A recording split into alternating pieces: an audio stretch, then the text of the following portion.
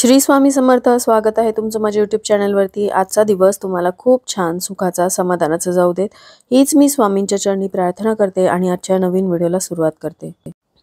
25 जानेवारी 2024 रोजी आहे या वर्षीचा पहिला गुरुपुष्यामृत योग. पुष्य नक्षत्र जर गुरुवारी आलं तर गुरुपुष्य योग तयार होतो आणि हा अत्यंत दुर्मिळ असा योग असतो.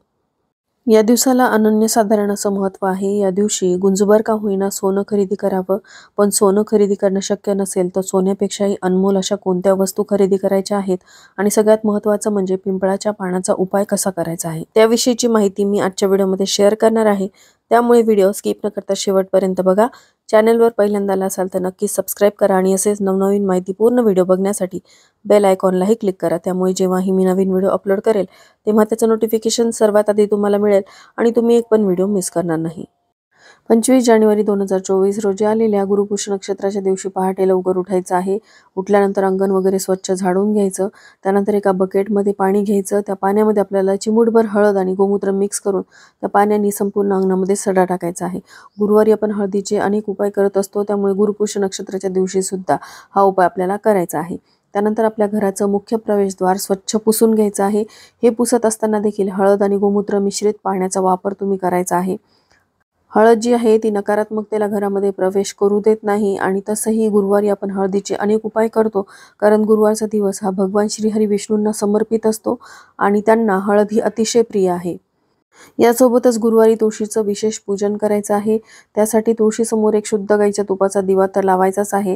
यासोबतच थोडंसं कच्चं दूध घेऊन त्यामध्ये चिमूटभर हळद मिक्स करायची. तुम्हाला कच्च्या दुधामध्ये चिमूटभर हळद मिक्स करून ती अर्पण करणं शक्य नसेल तर थोड्याशा पाण्यामध्ये चिमूटभर हळद टाकायची आणि ते पाणी जे आहे ते तुम्हाला तुळशीला अर्पण करायचं आहे. पण गुरुवारच्या दिवशी जर तुम्ही थोडंसं कच्चं दूध आणि हळद तुळशीला अर्पण केली तर तो लक्ष्मी प्राप्तीचा अतिशय प्रभावशाली उपाय आहे. गुरुपुष्य नक्षत्राच्याच दिवशी नाही तर प्रत्येक गुरुवारी तुम्ही हा उपाय करू शकता. गुरुपुष्य नक्षत्र हे अतिशय दुर्मिळ आणि शुभ नक्षत्र मानलं जातं. गुरुपुष्य नक्षत्राचं जे शुभ चिन्ह आहे ते म्हणजे गाईचं स्तन. त्यामुळे या दिवशी आपल्याला शुद्ध गाईच्या तुपाचा वापर करायचा आहे आणि या तुपाने आपल्याला प्रत्येक ठिकाणी एक स्वस्तिक काढायचं आहे. सुरुवात स्वयंपाकघरापासून करायची. ज्या गॅसवरती आपण आपलं अन्न शिजवतो त्या गॅसवरती सुद्धा या शुद्ध गाईच्या तुपाने आपल्याला स्वस्तिक काढायचं आहे. एकतर तुम्ही तुपामध्ये थोडंसं हळदी कुंकू मिक्स करू शकता किंवा आधी तुपाने काढून घ्या आणि त्यानंतर मग हळद आणि कुंकू असं वर तुम्ही रेखाटून घ्या. असंही तुम्ही स्वस्तिक काढू शकता. आधी सांगितल्याप्रमाणे गुरुपुष्य नक्षत्राचं जे शुभ चिन्ह आहे ते म्हणजे गाईचं स्तन. त्यामुळे आपल्याला हा उपाय जो आहे तो आवर्जून करायचा आहे. आता गाईचं तूप तुमच्या घरामध्ये नसेल तर थोडंसं तुम्हाला आणायचं, कारण गुरुपुष्यामृत नक्षत्र हा अत्यंत दुर्मिळ पण शुभ योग असतो. लक्ष्मी प्राप्तीसाठी हा योग अतिशय प्रभावशाली आहे. त्यामुळे या दिवशी जेवढ्या सेवा आणि उपासना तुम्ही घरामध्ये कराल त्याचं तुम्हाला शीघ्र फळ मिळतं. तर गुरुपुष्य नक्षत्राच्या दिवशी शुद्ध गाईच्या तुपाने तुम्हाला 5 ठिकाणी स्वस्तिक हे शुभचिन्ह काढायचं आहे. 2 तुमच्या स्वयंपाकघरामध्ये काढायचे आहेत, एक गॅसवरती आणि एक स्वयंपाकघराच्या भिंतीवरती. त्यानंतर एक स्वस्तिक हे शुभचिन्ह तुम्हाला तुमच्या देवघरामध्ये काढायचं आहे आणि त्यानंतर 2 स्वस्तिक हे शुभचिन्ह एक तुमच्या घराच्या मुख्य प्रवेशद्वारावरती काढायचं आहे आणि एक स्वस्तिक हे आपल्याला आपल्या मुख्य प्रवेशद्वाराच्या बाहेर जी भिंत असते, जिथून आपण घरामध्ये प्रवेश करतो त्या भिंतीवरती हे स्वस्तिक चिन्ह काढायचं आहे. बघा, स्वस्तिक हे शुभचिन्ह श्रीहरी श्री विष्णूंचं प्रतीक मानलं जातं आणि गुरुपुष्य नक्षत्र हा शुभयोग जो आहे तो लक्ष्मी प्राप्तीसाठी अतिशय प्रभावी मानला गेलेला आहे.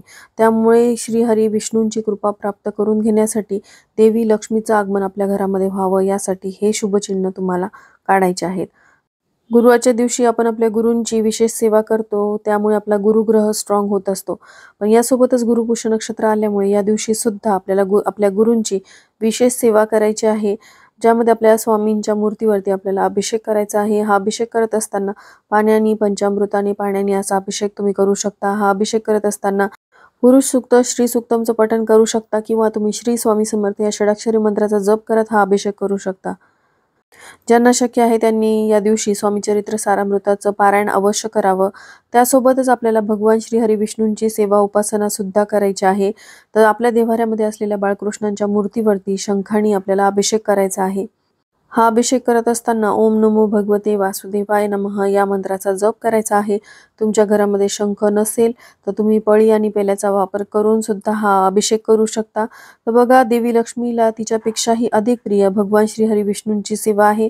ज्या घरामध्ये श्रीहरी विष्णूंची अशा प्रकारे सेवा उपासना केली जाते त्या घरामध्येच देवी लक्ष्मी ही स्थिर अखंड राहते। म्हणून तुम्हाला आजच्या दिवशी जितकी जास्तीत जास्त भगवान श्रीहरी विष्णूंची सेवा उपासना करता येईल तेवढी करायची आहे। यासोबतच तुमच्या देव्हाऱ्यामध्ये जर देवी लक्ष्मीचा फोटो असेल तर फोटोला स्वच्छ पुसून घ्या। मूर्ती असेल तर मूर्तीवरती सुद्धा तुम्हाला अभिषेक करायचा आहे। आणि ज्याप्रमाणे आपण भगवान श्रीहरी विष्णूंच्या मूर्तीवरती म्हणजेच बाळकृष्णांच्या मूर्तीवरती शंखाने अभिषेक केला, अगदी त्याच प्रकारे शंखाने देवी लक्ष्मीच्या मूर्तीवरती अभिषेक करायचा। हा अभिषेक करत असताना देवी लक्ष्मीचा जो मंत्र तुम्हाला येत असेल त्या मंत्राचं पठण करायचं आहे।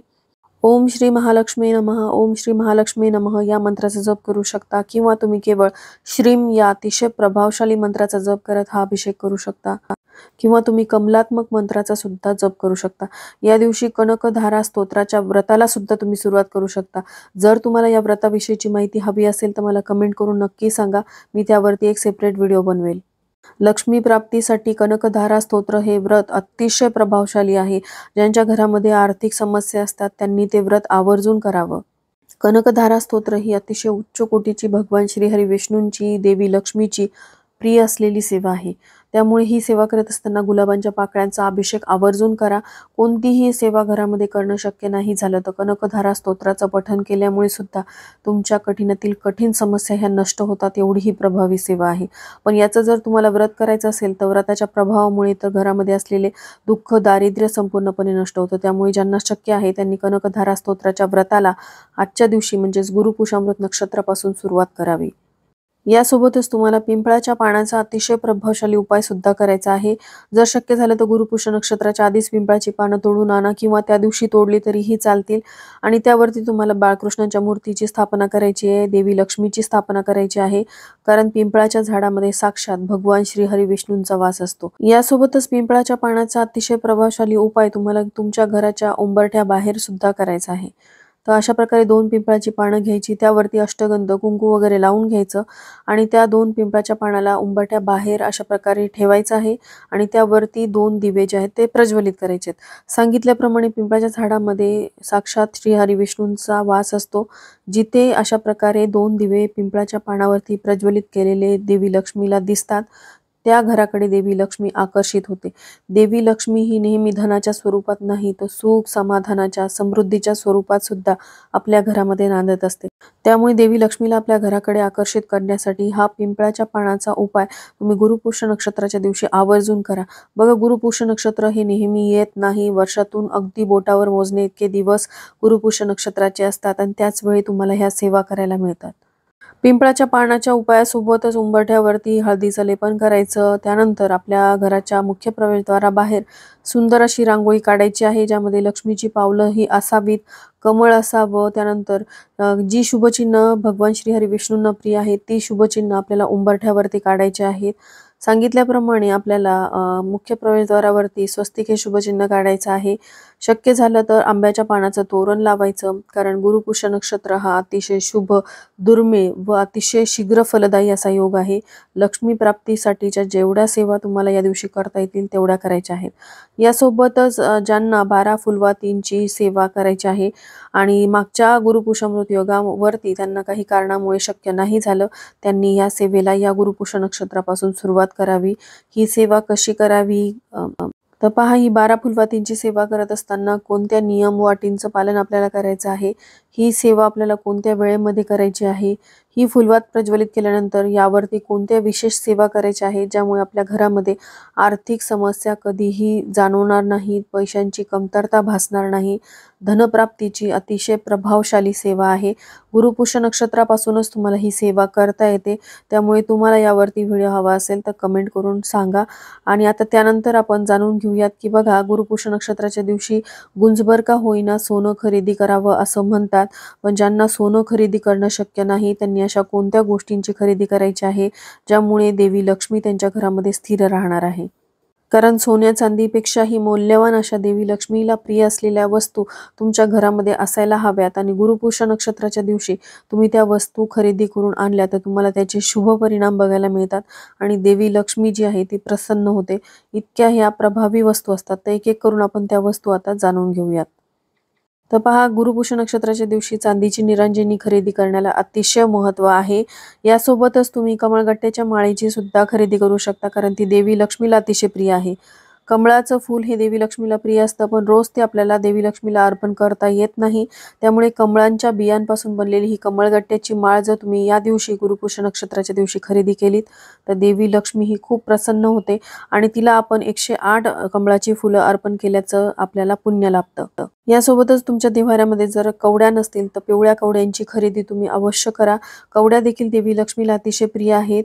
आपल्या घरामध्ये आपण कवड्या ज्या आहेत त्या देवघरामध्ये लक्ष्मीच्या मूर्तीसमोर ठेवू शकतो, आपल्या तिजोरीमध्ये ठेवू शकतो. यासोबतच कवड्यांचं तोरण आपल्या घराच्या मुख्य प्रवेशद्वाराबाहेर लावल्यामुळे सुद्धा देवी लक्ष्मी आपल्या घराकडे आकर्षित होते. एवढं महत्त्व कवड्यांचं आहे. तर कवड्या ज्या आहेत ते तुम्हाला जिथे देवाचं सामान मिळतं तिथे सहजरित्या मिळून जातील. कवड्यांचे अनेक प्रकार असतात, ज्यामध्ये पिवळ्या रंगाच्या कवड्या असतात, त्यानंतर पांढऱ्या रंगाच्या कवड्या असतात. पण शक्यतोवर पिवळ्याच रंगाच्या खरेदी कराव्यात. 5 किंवा 7 या संख्येमध्ये तुम्हाला खरेदी करून आणायच्या आहेत. त्यानंतर तुम्ही वामावर्ती शंख किंवा दक्षिणावर्ती शंखाची सुद्धा खरेदी या दिवशी करू शकता. देवी लक्ष्मीची चांदीची पावलं असतील किंवा चांदीचं स्वस्तिक असेल याची देखील खरेदी करू शकता. बघा, दक्षिणावर्ती शंख हा देवी लक्ष्मीचा भाऊ आहे आणि वामावर्ती शंख जो आहे तो श्रीहरी विष्णूंचा शंख आहे. दोन्हीपैकी एक शंख हा आपल्या देव्हाऱ्यामध्ये असायला हवा. 2 प्रकारचे शंख कधीही नसावेत. कोणताही एक शंख तुम्ही गुरुपुष्य नक्षत्राच्या दिवशी खरेदी करून आणू शकता. तर पहा, सोन्यापेक्षाही अनमोल अशा वस्तू तुम्हाला गुरुपुष्य नक्षत्राच्या दिवशी खरेदी करून आणायच्या आहेत. या सर्वच वस्तू खरेदी करून आणाव्यात असं नाही. जी वस्तू तुमच्या घरामध्ये नाही ती वस्तू तुम्हाला खरेदी करून आणायची आहे. बघा, नुसती खरेदी करून आणणं चालणार नाही. त्यावरती तुम्हाला काही सेवा करावी लागेल. त्याची विधिवत तुम्हाला स्थापना तुमच्या देव्हाऱ्यामध्ये करावी लागेल.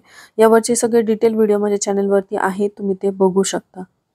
आणि ज्यांना शक्य आहे त्यांनी गुंजभर का होईना सोनं किंवा चांदी तरी या दिवशी खरेदी करावी. झालेली सेवा स्वामींच्या चरणी मी अर्पण करते. इथेच व्हिडिओचा एंड करते. व्हिडिओ आवडला असेल, हेल्पफुल वाटला असेल तर इतरांसोबत हा व्हिडिओ शेअर करा, व्हिडिओला लाईक करा, चॅनलला सबस्क्राईब करा. भेटूया तशाच एका नवीन व्हिडिओसोबत. श्री स्वामी समर्थ.